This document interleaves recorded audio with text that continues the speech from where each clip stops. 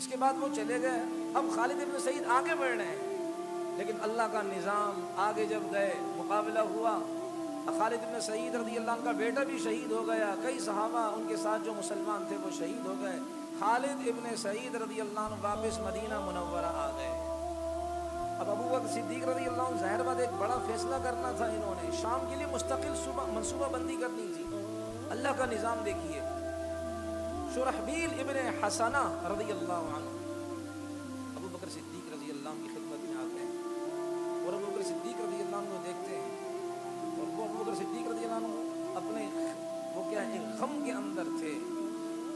جو بڑا لیڈر ہوتا ہے نا وہ سوچتا ہی ہے، منصوبہ بندی کے اعتبار سے سوچتا ہے، وہ تو کسی گہری سوچ میں تھے. تو شرحبیل ابن حسنہ رضی اللہ تعالی عنہ نے ان سے کہا کہ اے مسلمانوں کے خلیفہ جناب رسول اللہ کے خلیفہ صلی اللہ علیہ وسلم، میرے خیال میں آپ ایک گہری سوچ میں گم ہیں، اور میں نے آج میں نے ایک خواب دیکھا ہے، وہ آپ کو بتانے آیا ہوں.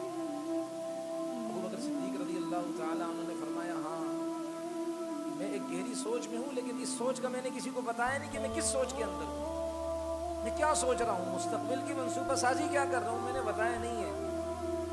آپ نے کیا خواب دیکھا؟ صحابی خواب دیکھے وہ جھوٹا تو نہیں ہو سکتا بھائی. خواب میں نے یہ دیکھا، خلاصہ خواب میں نے یہ دیکھا ہے کہ اے ابو بکر صدیق، آپ ایک خطرناک قسم کی سرزمین پر جا رہے ہیں جو دشوار گزار سرزمین ہے. پہاڑی سے نیچے اتر رہے ہیں اور دشوار زمین ہے، خطہ وہ کوئی دشوار ہے، کھائیاں ہیں، گڑھے ہیں. اور پھر آپ ایک بلند جگہ تشریف لے جاتے ہیں اور مسلمانوں سے کہتے ہیں آپ کہ اے مسلمانوں، اپنے دشمنوں کو اللہ کے دشمنوں پر یلغار کرو، اور مسلمان ان پر ٹوٹ پڑتے ہیں.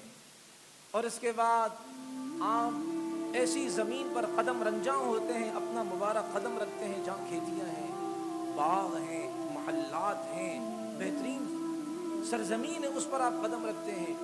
اور وہ شرحبیل ابن حسنہ رضی اللہ عنہ فرما رہے میں نے اپنے کو خواب میں دیکھا کہ آپ نے مجھے ایک ذمہ داری سونپی ہے، ایک جھنڈا مجھے دیا ہے ایک لشکر کا، اور میں بھی جا رہا ہوں. ایک قلعے کے پاس میں پہنچا تو ان قلعے والوں سے میں نے مقابلہ کیا تو وہ سرنڈر ہو گئے، یعنی انہوں نے کہا بھائی ہم آپ سے مقابلہ نہیں کرتے، آپ کے سامنے ہم اپنے آپ کو سپرد کرتے ہیں، ہم آپ سے امان طلب کرتے ہیں اور میں ان کو امان دے دیتا ہوں. وہ قلعہ میرے ہاتھ میں آتا ہے، اور ابو بکر صدیق آپ کو بہت بڑا قلعہ ملتا ہے، بڑا عالی شان قلعہ آپ کو ملتا ہے.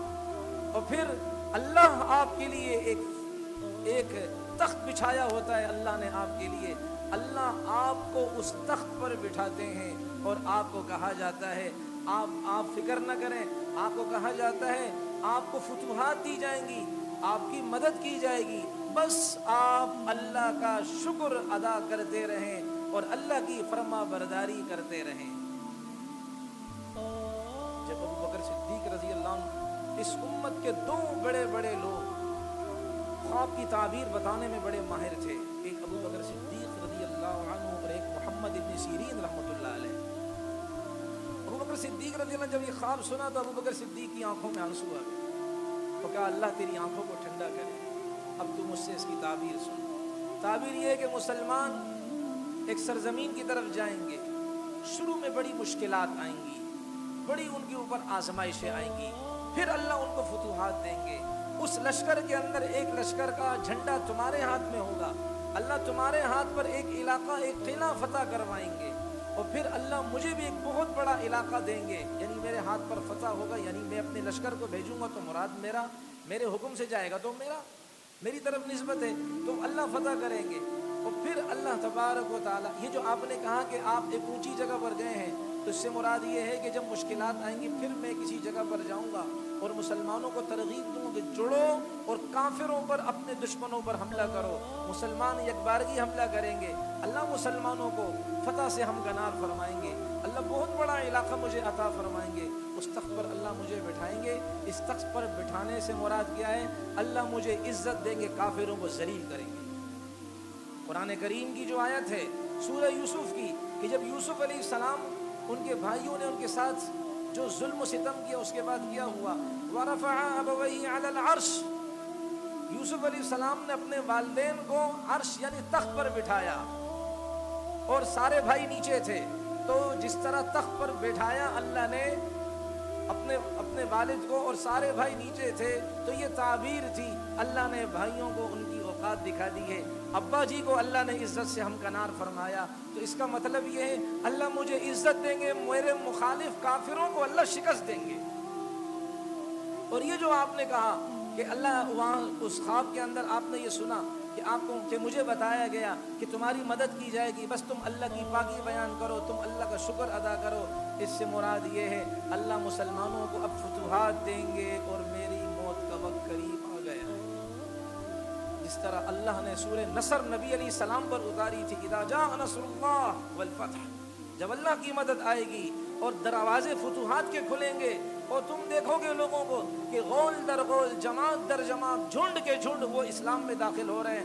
بس اے نبی جی، اے نبی مکرم، فسبح بحمد ربک، اب اپنے رب کی پاکی بیان کرے. مطلب بس آپ نے اب چند دن دنیا میں رہنا ہے، اب حق کو شوق لقاء آج ہی کی رات ہے، اب آپ سے پھر اللہ ملاقات کریں گے. لگتا ہے کہ بس اس کے بعد میری زندگی کے دن کم ہوں گے، میں بھی اللہ سے ملاقات کرنے جاؤں گا.